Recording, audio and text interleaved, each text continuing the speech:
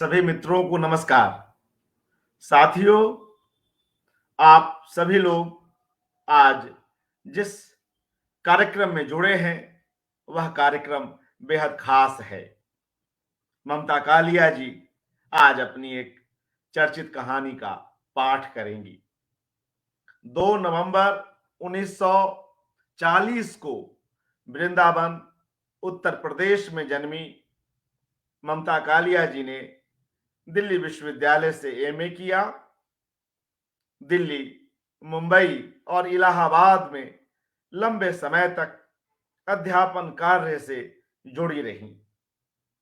कहानियां हो, उपन्यास हो, कथेतर गद्य लेखन हो, इस शहर उनके भीतर धड़कते रहते हैं और अलग अलग रूपों में उनका रचनाकार इन्हें दर्ज भी करता चलता है।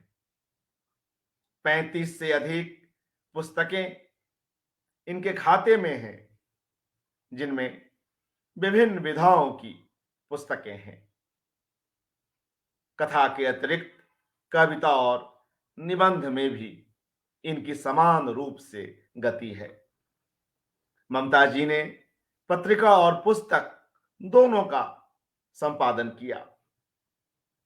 कई महत्वपूर्ण पुरस्कारों से सम्मानित ममता जी की आज एक बेहद चर्चित कहानी सुनते हैं, जिसका शीर्षक है लगभग प्रेमिका। लगभग शब्द से उनके इस प्यार को और इस कहानी में उसके प्रयोग को और उसके पीछे की कथा को हम स्वयं उनसे ही जानेंगे। आप में से कई लोग जानते हैं, उनकी यह कहानी लगभग प्रेमिका उनके पहले कहानी संग्रह सीट नंबर 6 में संकलित हुई। अपने आसपास के परिवेश से ममता कालिया कई कहानियां उठाती हैं। अपने संस्मरण में रविंद्र कालिया जी, ममता कालिया जी रचित 2 जरूरी चेहरे कहानी को याद करते हैं और उसके पीछे की कथा भी कहते हैं। पिता और पति के द्वंद्व और उनके प्रभाव क्षेत्रों में लिखी गई यह कहानी भी काफी चर्चित रही। 2 जरूरी चेहरे यह कहानी उनके कहानी संग्रह छुटकारा में संकलित है। वाणी प्रकाशन द्वारा प्रकाशित ममता कालिया की कहानियां संकलन में ममता जी के कुछ एक कहानी संग्रहों को और उसकी कहानियों को लिया गया है, जिनमें छुटकारा, सीट नंबर 6, एक अदद औरत, प्रतिदिन, उसका यौवन, सरीखे कहानी संग्रह है। ममता जी की कहानियों में बोलचाल के शब्दों की भरमार है।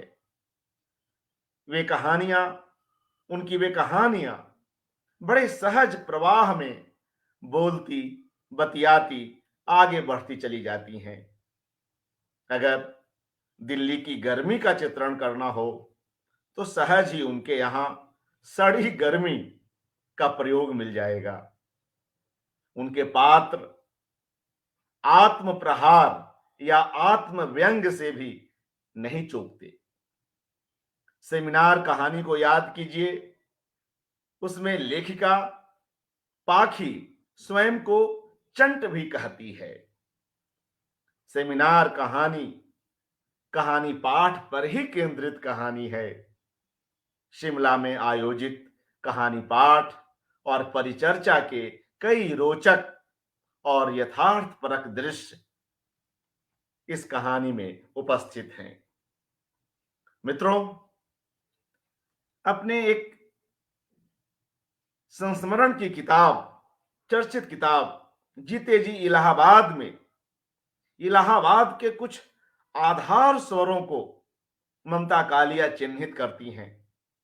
वे स्वर हैं सामान्यता का स्वाभिमान, स्वाधीनता की पहचान और साहित्य का सम्मान। इलाहाबाद से अरसे तक जुड़ी रही ममता कालिया के लेखन में हम इन स्वरों को सहज ही सुन सकते हैं। वे जिस तरह अपनी कहानी के चरित्रों पर, चरित्र चित्रण पर, उनके अंतर्द्वंद पर काम करती हैं, ये उनकी खूबियां उनकी कहानियों को खास बनाती हैं। तो आइए आज की इस कड़ी में हम उनकी कहानी सुनते हैं, और जिसके लिए हमने कुछ इस तरह का प्रसंग रखा है कि उसमें स्वयं कहानीकार अपनी कहानी का पाठ तो करेगा ही, साथ ही उस कहानी के पीछे की कथा को भी हमसे साझा करेगा। जिस पत्रिका में वह कहानी आई, जिस गोष्ठी में वह पढ़ी गई, उनसे जुड़े अपने अनुभव भी हमसे साझा करेगा, और उस कहानी विशेष पर जो पत्र मिले उनकी भी बात होगी। तो आइए मित्रों, ममता जी को आमंत्रित करते हैं। जी बहुत बहुत स्वागत, नमस्कार ममता जी, हार्दिक अभिवादन। धन्यवाद अर्पण जी, और नमस्कार सभी दोस्तों को। लगभग प्रेमिका कहानी मैंने तब लिखी थी जब मैं बम्बई में हॉस्टल में रह रही थी, और मेरे जीवन साथी Ravindra Kalia Times of India की नौकरी छोड़कर और इलाहाबाद चले गए थे एक छापाखाना खोलने के लिए। संघर्ष के दिन थे, मैं हॉस्टल में थी और रवि इलाहाबाद में थे, और उन्हीं दिनों की बात है या शायद उससे ज्यादा बात थी कि 1970 में पहचान सीरीज की करीब 7-8 कवियों की और 7-8 लेखकों की रचनाओं की पतली पतली पुस्तिकाएं छपी थी। अशोक वाजपेयी उसके संपादक थे, हमारे प्रेस में उनका मुद्रण हुआ था। उसमें विनोद कुमार शुक्ल की कविता थी लगभग जय हिंद। मुझे ये प्रयोग लगभग जय हिंद इतना अच्छा लगा कि देशभक्ति है लेकिन लगभग है, लगभग जय हिंद। और ये लगभग का प्रयोग हम दोनों को इतना अच्छा लगा कि हम बहुत दिनों तक हर बात में कहते थे लगभग खुश, लगभग संतुष्ट, लगभग अच्छा, ऐसे बोलते थे हम। तो मैंने सोचा एक कहानी का नाम लगभग प्रेमिका रखा जाए, क्योंकि कई बार जीवन में ऐसा होता है कि आप किसी को अच्छे लगते हैं, पूरे अच्छे नहीं लगते हैं, थोड़े से कम अच्छे लगते हैं, 3-4 अच्छे लगते हैं, और आपको भी कोई अच्छा लगता है तो पूरा अच्छा नहीं लगता है, संपूर्ण रूप से अच्छा लगता है तो वो तो फिर जीवन में ही आ जाता है। और जो संपूर्ण रूप से नहीं आ पाता वो कहानियों में आता है। ये कहानी दोस्तों एक बहुत ही चुलबुले किस्म के अनुभव को बताती है, जो कि हॉस्टल में रहने वालों को आमतौर पर हो जाता है। लगभग प्रेमिका इसके शीर्षक है। मैं कहानी पढ़ने जा रही हूँ। मैं शादीशुदा थी, मैं हॉस्टल में रह रही थी, मैं पति परित्यक्ता नहीं थी। अभी पिछले हफ्ते ही कुमार मुझे इन साए करते गलियारों में खड़ा छोड़ गया था। उस तरफ उस वक्त शाम थी, लगभग सभी कमरे बंद पड़े थे। सुपरिटेंडेंट ने कहा, लड़कियां शाम को अक्सर घूमने निकल जाती हैं, 8 बजे हाजिर होती है, तब सब वापस आएंगे। कुमार ने मुझे फोन नंबर दिए, कुछ दिल्ली के और कुछ बम्बई के। उसने मुझे उन सब दवाइयों के नाम याद दिलाए जो यकायक मेरी तबीयत खराब होने पर काम आती है, लेकिन जिन्हें देना मुझे कभी याद नहीं रहता। फिर एक बेहद उदास मुस्कुराहट के साथ वो चला गया। ऐसा पहली बार नहीं हुआ था, न जाने कितनी बार जिंदगी हमारे साथ उखाड़ पछाड़ कर चुकी थी। इस उखाड़ पछाड़ के दौरान हम फ्लैट से चाल और चाल से हॉस्टल में पहुंचते चले गए। 6 साल बाद भी हमारे आसपास बड़ी धुंध थी। मुझे नहीं पता था कुमार दिल्ली में कहाँ ठहरेगा और उसकी जेब में जो 300 रुपए है वे कब तक उसका साथ देंगे। ये बड़ी हास्यास्पद सच्चाई थी कि कहने को मैं प्रवक्ता थी, लेकिन मुझे कुल 150 रुपये मिलते थे कि पिछले 3 साल से मैं विमेंस कॉलेज में अंशकालिक प्रवक्ता थी। हर साल कॉलेज में जाने कितनी नई नियुक्तियां होती और प्रोन्नतियां होती, और तो वहीं की वहीं रह जाती। नई सालियों में जो नए चेहरे आते, उनके बारे में पता चलता कि इसका पिता घड़ियों का सबसे बड़ा व्यापारी है, तो किसी का चाचा इनकम टैक्स कमिश्नर है। मेरी जड़ इतनी पक्की नहीं थी, मैं अंशकालिक पद पर पूर्णकालिक काम कर रही थी, जबकि मेरे सहयोगी प्रवक्ता पूर्णकालिक वेतन पर अंशकालिक काम करती थी। अब से हमें अलग अलग शहरों में अपनी लड़ाई लड़नी थी। कुमार का कहना था, बम्बई की वो सारी संभावनाएं टटोल चुका है। वैसे मुझे उम्मीद नहीं थी कि दिल्ली में कोई संभावना उसकी पकड़ में आएगी। वो शहर तो और भी मुरम्मत था। साइकिलों और धुएं भरी अंगीठियों के उस शहर से क्या आशा की जा सकती थी। इस शहर में ना सही धुआं रफ्तार तो थी। उस शहर से मुझे जन्मजात चिढ़ती है। सुबह सुबह जब आंख खुली, कमरे की मेरी साथी ज्योति देव अभी सोई हुई थी। मैंने एक बार अपने संकरे अकेले बिस्तर को देखा और अपने फेफड़ों में चेतना भरने की कोशिश की। अब मैं आजाद हूँ, कोई विशेष अनुभूति नहीं हुई। पास पड़ी मेज पर मेरा पर्स रखा था, उसमें सिर्फ 70 रुपए थे, उसमें सिर्फ 4.25 रुपए थे। 4.25 रुपए में कितनी देर आजादी बरकरार रखी जा सकती है। ठीक है, आजादी हम 15 अगस्त को मनाएंगे, मैंने तय किया और चाय पीने चल दी। 60 रुपए में जैसा खाना, चाय और नाश्ता मिल सकता था, मुझे मिल रहा था, और 20 रुपए प्रति माह में कमरे का जितना टुकड़ा हासिल हो सकता था, वो मेरे पास था। पहले एक महीने सारा भुगतान करने के बाद जब पर्स में 7 साबुत 10-10 के नोट मुझे मिले, तो मैं खुशी से हक्की बक्की रह गई। इतनी दौलत मेरे पर्स में कभी नहीं आई थी। मेरे मन में जिज्ञासा हुई, क्या कुमार भी अपने को इतना स्वतंत्र पा रहा होगा।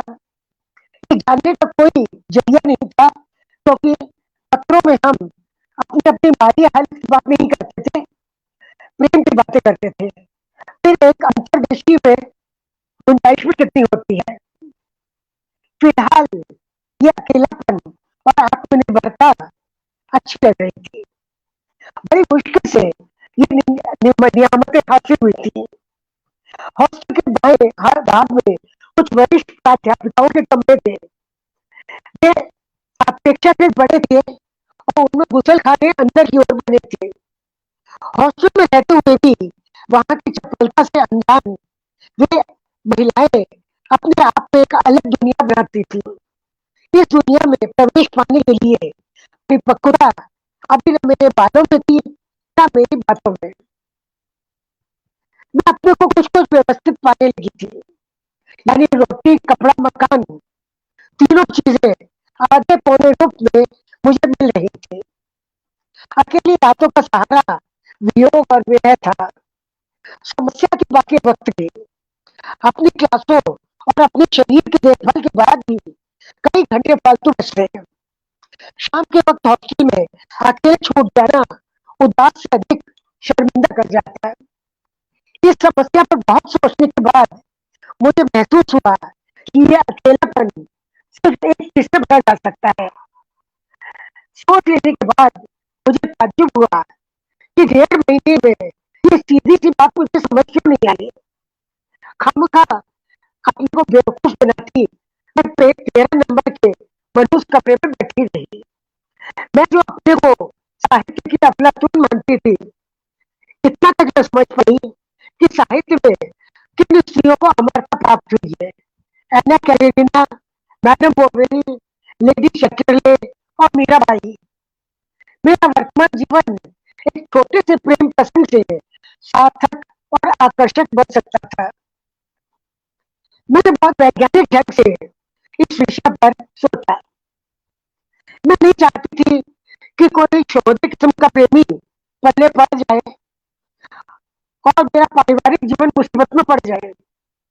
मैं चाहती थी एक सीधा, सादा, संक्षिप्त, सुरक्षित सा प्रेम प्रसंग। इसी दृष्टि से मैंने कृष्ण को फोन किया। कृष्ण ने जब सुना मैं हॉस्टल में हूँ और कुमार दिल्ली में, वो भागा भागा लंच टाइम में आ गया। ममता पिछले जी, 6 महीने से वो जी, आवाज में दिक्कत तो आ ही रही थी शुरू से ही। एक बार ऐसा करते हैं कि यह जो ईयरफोन है इसको हटाकर एक बार देखते हैं, क्या अच्छा पता कुछ अच्छा बेहतर रिजल्ट मिले। जी जी, कोशिश करते हैं मित्रों। बाकी दिक्कत है आज, लेकिन जो लोग इस कहानी को पढ़े हुए हैं वे इस बात को समझ सकते हैं। और आज सचमुच काफी दिक्कत हो रही है, मगर देखिए ममता जी अगर दोबारा से जुड़ पाती हैं तो अच्छा ही हो। और मैं इस अवसर पर, जब तक कि वे दोबारा से जुड़े, कुछ और बातचीत कर लेता हूं। वे अपनी कहानियों में शुरू से ही कहीं ना कहीं जो एक ईमानदारी है और जो एक जीवंत चित्रण है, इसका बड़ा ख्याल रखती आई हैं। और स्वयं कई जगहों पर रविंद्र कालिया जी इस बात को स्वीकारते हैं अपने कुछ संस्मरणों में भी, कि किस तरह विभिन्न पत्र पत्रिकाओं में जब ममता जी की कहानियां छपा करती थीं तो उनके पास तरह तरह के पत्र आया करते थे, अलग अलग लोगों द्वारा देश के अलग अलग हिस्सों से भेजे गए पत्र। और अपने एक संस्मरण में वे साप्ताहिक हिंदुस्तान में छपी ममता जी की एक कहानी का भी हवाला देते हैं, जिसके बाद के अंकों में पत्रों की इतनी बड़ी संख्या पाकर उस समय के संपादक और लेखक मनोहर श्याम जोशी जी कुछ खास तरह से उसकी योजना बनाते हैं और उसके पत्रों को वहां पर जगह देते हैं। तो ऐसे कई प्रसंग हैं जो इस अवसर पर यहां पर रखे जा सकते हैं, मगर देखिए अगर ममता जी जुड़े तो ज्यादा बेहतर हो, अन्यथा कुछ दिक्कत तो हो ही रही है। जी, मैं उम्मीद कर रहा हूं कि ममता जी जुड़े और अपनी इस कहानी का पाठ करें।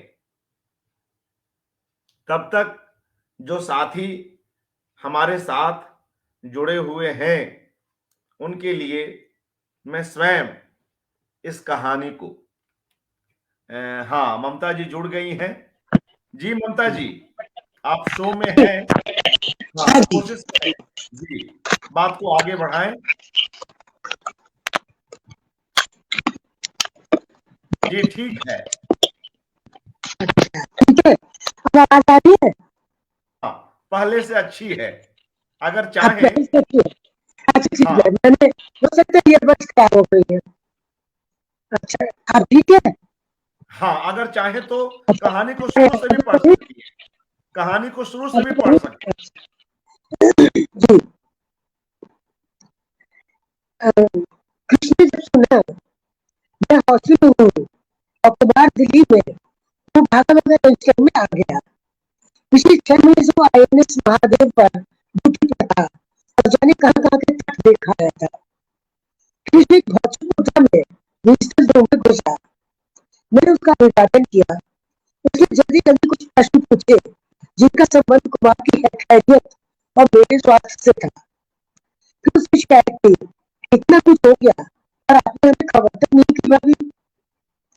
मैंने उज्जवल से उसी तरह देखा, नीली मैक्सी में न तो मैं भाभी लग रही थी और न नेवी यूनिफॉर्म में वो देवर। वैसे तो मुझे ये रिश्ते छात्र संबोधन पसंद नहीं थे। मेरा एक सुंदर सा नाम था, सुजाता। मुझे याद है मैं कुमार के इस दोस्त को कृष्ण नहीं देख के कहती थी। इसका नाम था कृष्ण कपड़।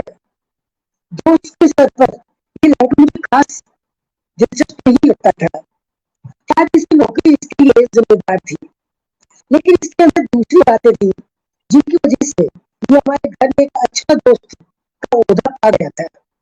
ये बड़ा आसानी से हमारे किसी भी प्रोग्राम में शामिल हो जाता था, चाहे वो प्रोग्राम सेहमत हो या मोटर बाइक साफ करने का। कृष्ण ने बाहर चलकर कॉफी पीने का प्रस्ताव रखा। एमजी कैफे में बटन समोसे उतने ही कर रहे थे जितने कि पहले हुआ करते थे, और कॉफी उतनी ही कर रही। कृष्ण बता रहा था पिछले दिनों उसने कितनी जानलेवा ड्यूटी की। कभी कभी खड़े खड़े ये हालत हो जाती थी कि जब बैठता तो टांगे मिलती ही नहीं थी। मैंने कहा इतनी जगह जगह गए, कुछ शॉपिंग भी की? किसके लिए? अपने लिए, भविष्य के लिए। वो मुस्कुराया। आप तो जीवन बीमा के प्रतिनिधि की तरह बात कर रही हैं। मैंने उसे निहायत और ताना अंदाज में कहा, तुम शादी क्यों कर लेते हो? कोई अच्छी लड़की नहीं मिलती। अच्छी लड़की कैसी होती है? वो रुका, हंसा और चमकती आंखों से बोला, आप जैसी। मैं बहुत हल्का महसूस करने लगी। ये बहुत बड़ा कॉम्प्लीमेंट था। मेरी इतनी इच्छा हुई कि काश कुमार इस वक्त यहाँ मौजूद होता और ये बात उसके सामने कही गई होती। तब उसे पता चलता सुजाता कोई मामूली लड़की नहीं है। आम पत्नियों जैसी नीरस और श्रीहीन वो अभी भी मिसाल बन सकती है। मैं मन में सोचने लगी कि ये बात पत्र में कैसी लिखी जाए कि विश्वसनीय लगे। कृष्ण सिगरेट बुझाई। आप लाती बन गई किस बात का? यानी आप बुरा नहीं मानी है। तब उसने दूध की मेज पर रखी बैठी एक लड़की की विचित्र पूरी साड़ी देखकर सोच रही थी ये कितने में आती होगी। यानी भाभी आप मछली खा लेती? नहीं, मुझे भूख बहुत बुरी लगती है। मैं तो पकी हुई मछली की बात कर रहा हूँ। हम जहाज पर इतनी मछली हम खाते थे कि कई बार सब्जियों का भी को भी मछली समझ के खाता था। उनमें से दबा दबा के कांटे ढूंढा करता था और कहता बाप रे बाप, रोज चौराहे पर कितना गजब का स्वाद छोड़ता है। तुम तो बिल्कुल भ्रष्ट होकर लौटे हो। मैंने कहा, अभी समुद्र यात्रा के बाद हमारे पुरखे तो मूत्र पिलाया करते थे। वो हंसा, चमकते दांतों और आंखों वाली एक बेफिक्र हंसी। मुझे बाहर निकलते निकलते उससे रश्क हुआ। एक ये था, अलमस्त, आजाद और अकेला। एक मैं थी जो अकेली होकर भी अकेली नहीं थी। किसी बात पर हंसती थी तभी लगता था जैसे इसका ताल्लुक संपूर्ण मनस्थिति से नहीं है। सामने से एक बेहद जवान लड़की मिनी ड्रेस में आ रही थी। कृष्ण उसे बड़े ध्यान से देख रहा था। मुझे लगा मैं साथ न होती तो जरूर इसमें सीटी बजाता, पर इस वक्त वो मौसम की बात कर रहा था। हॉस्टल के फाटक आने पर बहुत से लड़के झूठ बनाए बातचीत करते दिखे। मैंने विदा ली। अभी भी चाय के वक्त में बहुत समय था। मैंने विजिटर रूम में पड़ी पत्रिकाएं उल्टी पलटी। पढ़ने को कुछ खास नहीं था, सब फिल्मी पत्रिकाएं थी। जगह जगह से बड़ी सफाई से पृष्ठ उड़ा लिए गए थे। तभी डॉक्टर वर्मा घूमते हुए वहां से आ निकली। अरे मीरा, रेडी बैठी हूँ तो हमारे कॉलेज में जलसा नहीं करता? मैंने गर्दन हिला दी। वो बोली, मैंने तो आज के जलसे में अपने कॉलेज के माली को मुख्य अतिथि बनाया। उसी ने गांधी जी के चित्र पर हाथ चढ़ाया। मैंने लड़कियों से कहा, भाई हम वीआईपी गेस्ट, हमें क्या मतलब? गांधी जयंती पर हम गांधी जी के आदर्शों को चलेंगे। एक स्थानीय कॉलेज की प्रधानाचार्य थी। अपने कारण में बताने की इतनी शौकीन अक्सर कोई ख्याल भी नहीं रहता कि श्रोता कौन है, कितने प्रतिशत में सुन रहा है। इससे पहले कि वो अपनी थीसिस के चैप्टर का सारांश सुनाती, मैंने उन्हें नमस्ते कर अपने कमरे का रुख किया। कमरा खाली था, ज्योति अभी लौटी नहीं थी। मेरे मन में सबसे पहले उसकी गैर मौजूदगी का फायदा उठाने की बात उठी। मैंने उसकी टेबल पर पड़ी किताबें, कागजात वगैरह देखने शुरू किए। निहायत बेमजा भूगोल की किताबें थी। कई पन्नों पर नोट्स लिखे हुए थे, कागजों के नीचे मराठी के लिए गाइड थी। मैंने गाइडें पढ़ने पड़ी थी। एक नीला अंतरदेश में पन्नों के बीच दबा मिला। मुझे जरूर कोई प्रेम पत्र होगा। मैंने खोल कर देखा, लिपि देवनागरी थी, लेकिन भाषा मराठी।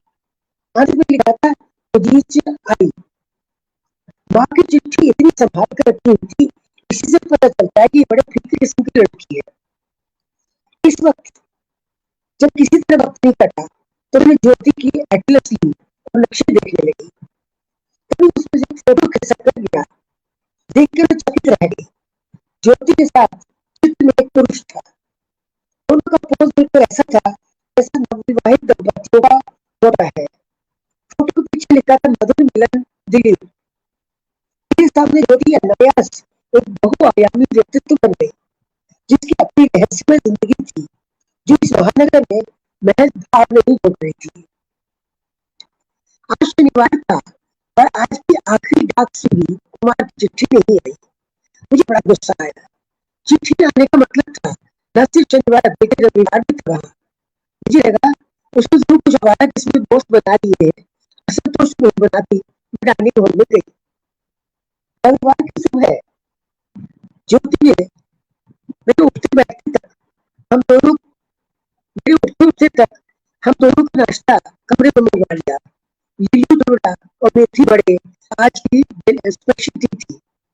मैंने बिना नहाए लेटे लेटे चाय पी और खुली आंखों सपने देखने की कोशिश करने लगी। ज्योति ने फौरन तैयार होना शुरू कर दिया। स्कूल की जगह मुझे चेतावनी दे दिया। तुम्हारा कहाँ रहता होगा, कैसे खाता होगा, कहीं चाय और सिगरेट के ऊपर तो 3 दिन बिताता। उसकी लेक्चरशिप की इंटरव्यू का क्या हुआ? मुझे लगा सपने देखने की मेरी क्षमता खत्म हो चुकी है। तभी चपरासी ने आकर का विजिटर खाली होने के बावजूद इतनी सुबह तैयार होकर नीचे जाने का ख्याल अच्छा नहीं लगा। मैं तो अभी अपने दिमाग के साथ लड़ रही थी कि शरीर के साथ साथ वो छुट्टी क्यों नहीं मनाता।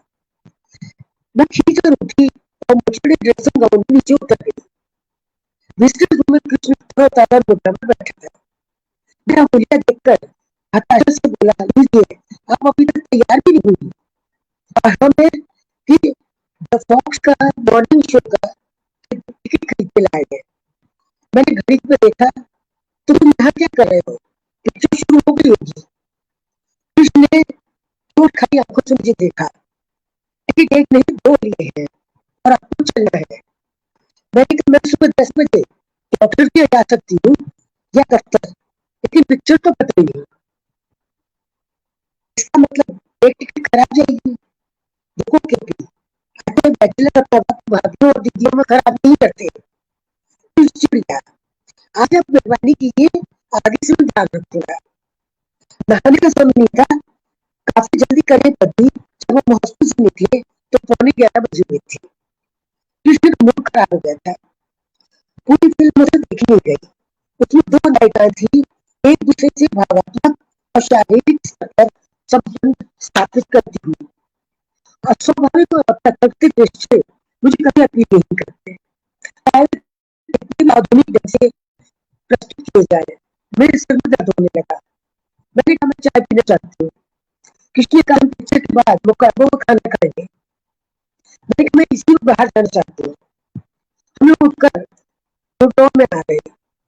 कृष्ण का मूड काफी बिगड़ गया था।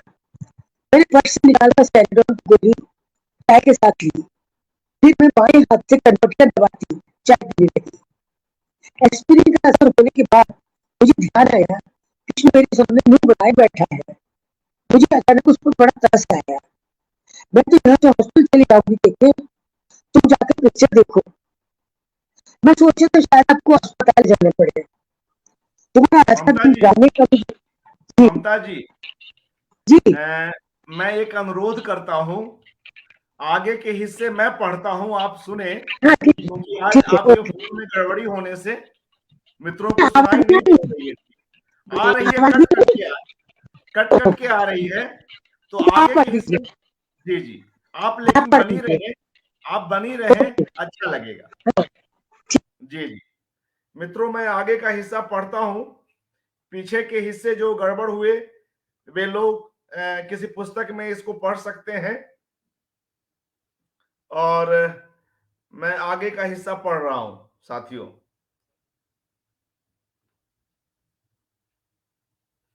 1 मिनट का समय दें, मैं इस कहानी का हिस्सा पढ़ता हूं।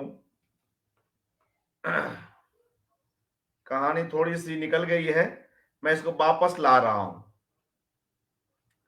क्या ममता जी इसको शुरू से पढ़ लें क्या? इसको शुरू से पढ़ लें क्या, इस कहानी को?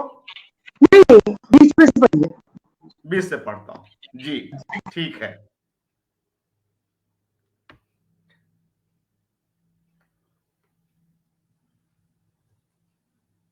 साथियों, इस कहानी को हम आगे पढ़ रहे हैं।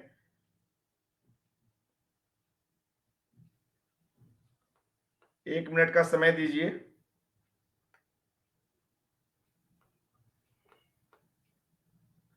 एक मिनट का समय दें।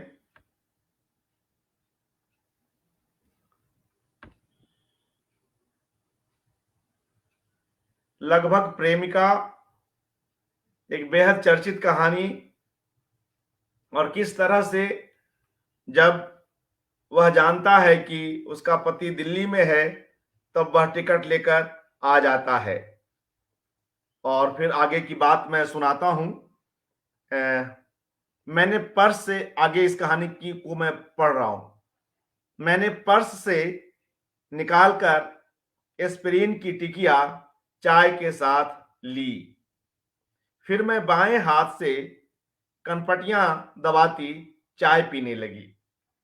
एस्पिरिन का असर होने के बाद मुझे ध्यान आया, कृष्ण मेरे सामने मुंह बनाए बैठा है। मुझे अचानक उस पर बड़ा तरस आया। मैं तो यहां से हॉस्टल चली जाऊंगी के, तुम जाकर पिक्चर देखो।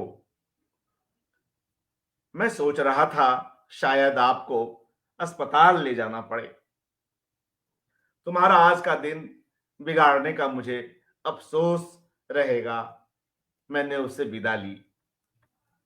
हॉस्टल पहुंच अपने बिस्तर पर लेटकर मुझे महसूस हुआ के अब उतना कोऑपरेटिव नहीं रहा है जितना पहले था। कुछ देर में व्यवस्थित होने के बाद मुझे लगा मैं भी अब उतनी कोऑपरेटिव नहीं रही हूं जितनी पहले थी। शायद यह उम्र का गठिया था जो धीरे धीरे मेरा लचीलापन नष्ट कर रहा था। अब छोटी छोटी बातों में उतना मजा नहीं आता, बल्कि छोटी छोटी बातें खिजाती थीं। खास तौर पर कुमार की बातें। ताज्जुब यह था कि शादी के पहले इन्हीं छोटी छोटी बातों पर मैं फिदा हुई थी। मसलन वह सिगरेट कभी अंत तक नहीं पीता था। 3-4 कश के बाद उसे कमरे के किसी भी कोने में कुचलकर फेंक देता। चाय का पहला सिप वह गर्म और बाकी चाय ठंडी पीता था। वह अपने जूते न खुद पॉलिश करता, न मुझे करने देता। चमक उतरने पर वह नए खरीद लाता। मुझे लगा अगर कुमार की आदतें इतनी फिजूल खर्च न होती तो हम अब तक बहुत कुछ बचा सकते थे। भविष्य एक बार फिर अपनी अनिश्चितता से मुझे आतंकित कर उठा। ज्यों-ज्यों वक्त बीत रहा था, मैं समय के सफेद पन्नों से डरती जा रही थी। बिस्तर पर पड़े-पड़े मैं परेशान हो उठी। कायदे से मुझे अपने वर्तमान पर ध्यान देना चाहिए, अपने प्रेम प्रकरण पर प्रेमी के प्रति अधिक सहिष्णुता बरतनी चाहिए। लेकिन मैं थी कि जीवन के वित्तीय मामलों से मन ही मन उलझ रही थी।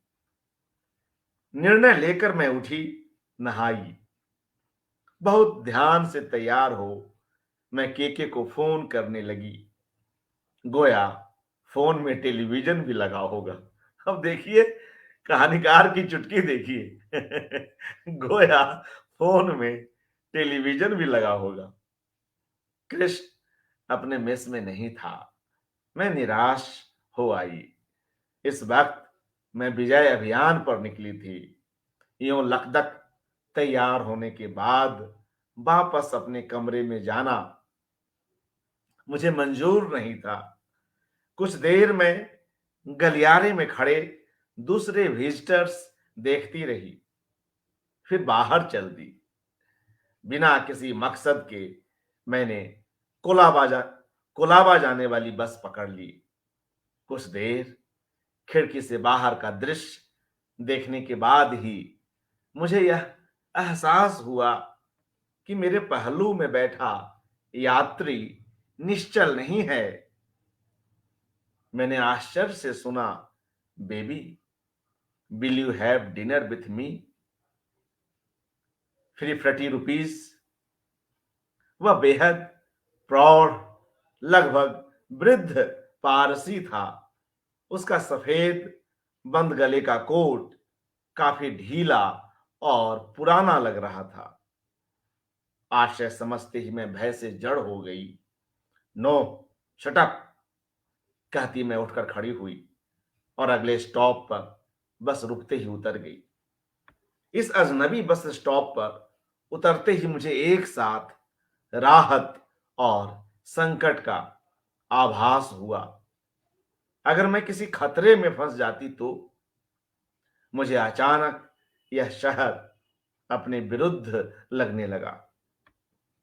कृष्ण ने नया कैमरा खरीदा था।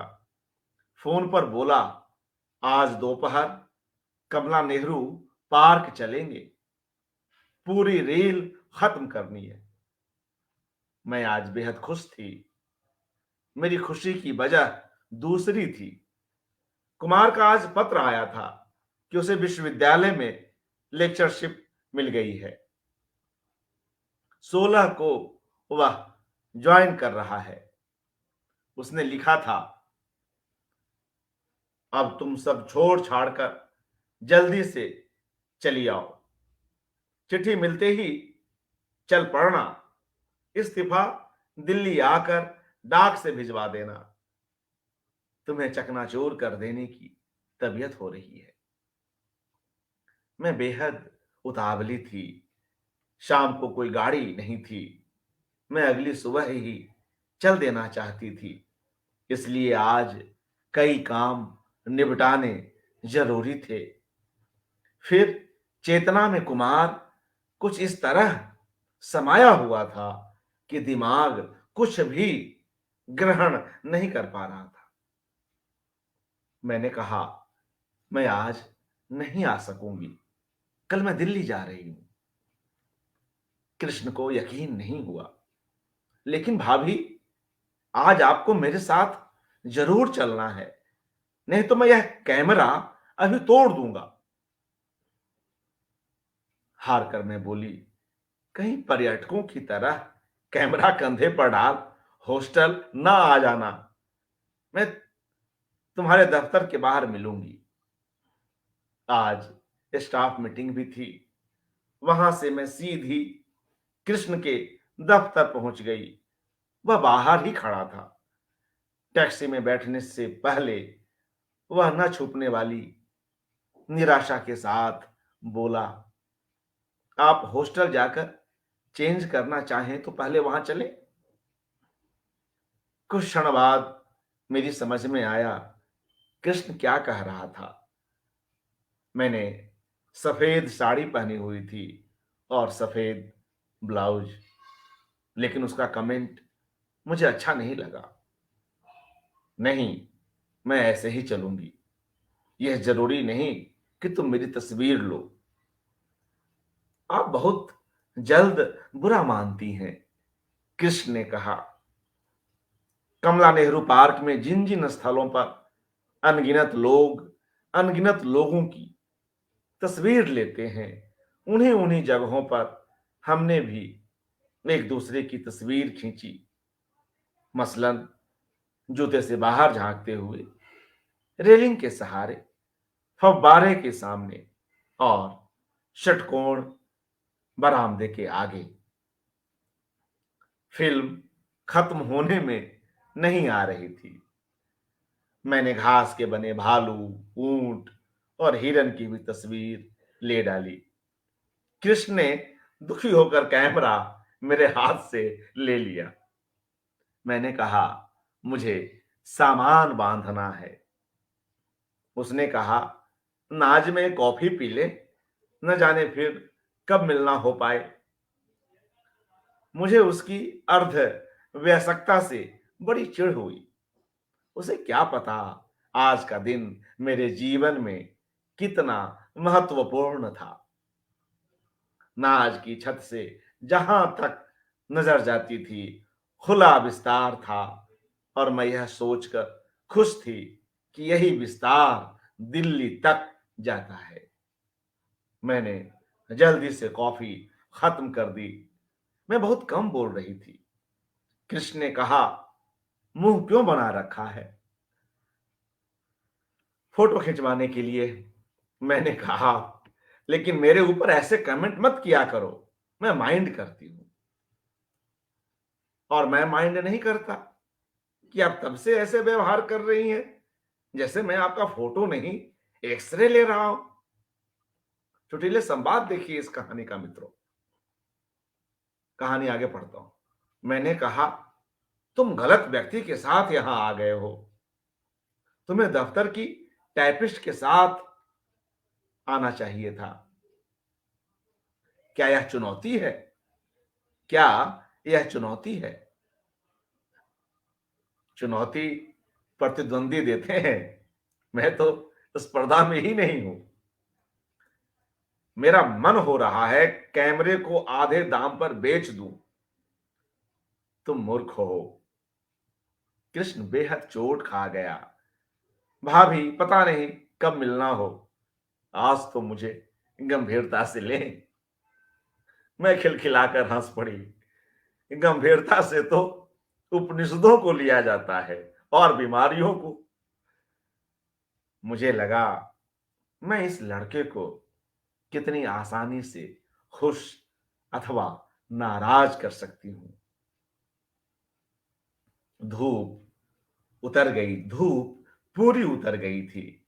सूरज समुद्र में छलांग लगाने की तैयारी कर रहा था। मैंने कृष्ण से कहा कि अगर वह कभी दिल्ली आए तो हमारे यहां ही ठहरे। ऐसी बातें करने के लिए प्लेटफॉर्म बेहतर होता है, कृष्ण ने कहा। मुझे 23 नंबर बस पकड़नी थी, उसे 70। उसने कहा वह मुझे चढ़ाकर अपने क्यू में चला जाएगा। 23 नंबर बस जल्दी आ गई। मैंने खिड़की से देखा, कृष्ण देर तक हाथ हिलाता रहा। प्रत्युत्तर में मैं हाथ न हिला पाई, सिर्फ मुस्कुरा दी। मुझे लगा, इस कदर मचलते हुए हाथ हिलाने के लिए कितना यौवन और मस्ती चाहिए। मैं तो एक प्रेम में ही खंडहर हो गई थी।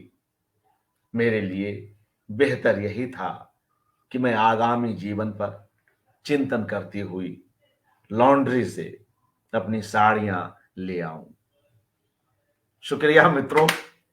तो यह कोई अच्छी बात तो नहीं कि कहानीकार की उपस्थिति में मैं इस कहानी को पढ़ूं, मगर आज कुछ तकनीकी समस्या थी और कुछ ज्यादा ही थी, इसलिए मुझे यह रास्ता अपनाना पड़ा। ममता जी मुझे माफ करेंगी इसके लिए। अरे नहीं नहीं, बहुत अच्छा हुआ। आपने संभाल लिया, आपने संभाल लिया। पता नहीं क्या हो गया, मैं तो कुछ टेक्नोलॉजी समझती नहीं हूँ। कि एयरबड्स को क्या हो गया या फोन को क्या हुआ, ऐसा दिल गले कुछ हो गया कह नहीं सकती मैं। बहुत बहुत धन्यवाद है। जी जी, बहुत अच्छा लगा। और जिस तरह से यह पूरी कहानी चलती है और उस नायिका का जिस तरह के अंतर्द्वंद हैं वे बखूबी आए हैं और तमाम मित्रों की प्रतिक्रियाएं मिल रही हैं। और जिस तरह से आपने शुरुआत में ही इस कहानी की व्याख्या की थी और उसके पीछे जो नामकरण में ही जो अपना एक कहन का जो कौशल है, लगभग प्रेमिका, वह बहुत कुछ कह देता है। ऐसी कई कहानियां हैं मित्रों ममता जी के पास, जिन्हें हम क्रमशः सुनेंगे कुछ कुछ अंतराल पर। और तब तक हम उम्मीद करते हैं कि आगे की किसी कड़ी में ऐसी कोई समस्या भी नहीं आएगी।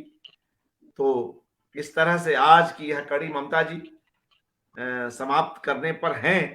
कुछ और बातें कहें इस कहानी को लेकर तो कहें।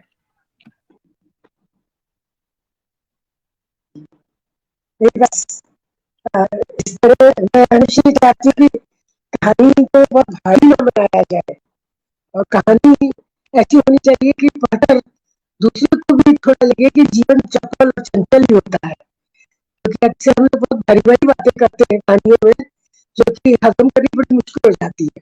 तो मुझे लगता है कि कहानी को थोड़ा सा चपल, चंचल, हल्का और दोस्ताना होना चाहिए। इसलिए इस तरह की कहानी मैंने बहुत लिखी है। जी निश्चय ही। और यह कहानी कई तरह के भावों को जगाती है। और जो आप बात कह रही हैं कि वह एक बड़ी ही सरलता के साथ और एक पूरी सादगी में, निर्वहन में, व्यंग कौशल के साथ आगे बढ़ती है और उसके अंतर्द्वंद जिस तरह से आते हैं वह तो अपने आप में कमाल का है। कैसे वह औरों को देखती है, बाकी लड़कियों को, दूसरी महिलाओं को, शिक्षा जगत की भी इसमें कई विडंबनाएं हैं। जो एडहॉक पे पढ़ा रहे लोग हैं वे आज भी किस तरह की समस्याओं के साथ जीते हैं, या एक ही कॉलेज परिसर में अलग अलग पृष्ठभूमि से लोग वहां दिख जाते हैं। प्रोफेसर जो गेस्ट लेक्चरर हैं, जो एडहॉक पे हैं और जो परमानेंट हैं, इन तीनों की जो पृष्ठभूमि है उसकी भिन्नता भी हमें दिखाई पड़ जाती है। वहां भी रचनाकार व्यंग करने से नहीं चूकता कि वे परमानेंट प्रोफेसर हैं, एडहॉक पे पढ़ाते हैं। नायिका जो है एडहॉक पे पढ़ा रही है, मगर उसके भीतर पढ़ाने का जो भाव है वह कैसा नियमित भाव है। ये तमाम आर्थिक प्रश्न भी यहाँ पर उभर कर आते हैं। कहानी की नायिका एक ऐसी नायिका है जो स्वयं आर्थिक रूप से स्वावलंबी होते हुए भी अपने पति की भी चिंता करती है कि वह उतने कम पैसों में कैसे अपना खर्च चला रहा होगा। तो आर्थिक रूप से जो एक स्वतंत्रता आती है वक्त के साथ महिलाओं में, कामकाजी महिलाओं में, वह स्वतंत्रता उसे स्वयं तक सीमित नहीं करती है, बल्कि उसके साथ साथ वह पूरे परिवार को, अपने जीवन साथी को भी लेकर चलती है, समान रूप से उसकी भी चिंता करती है। बहुत बहुत शुक्रिया ममता जी, आप समय निकाली, अच्छा लगा। और आगे इस सीरीज में हम पुनः आपको सुनेंगे। तमाम मित्रों का धन्यवाद। आज की इस कड़ी में जो असुविधा हुई उसके लिए हमें खेद है। मेरी बहुत बहुत आभार है प्रोफेसर जी। नमस्ते। नमस्कार नमस्कार।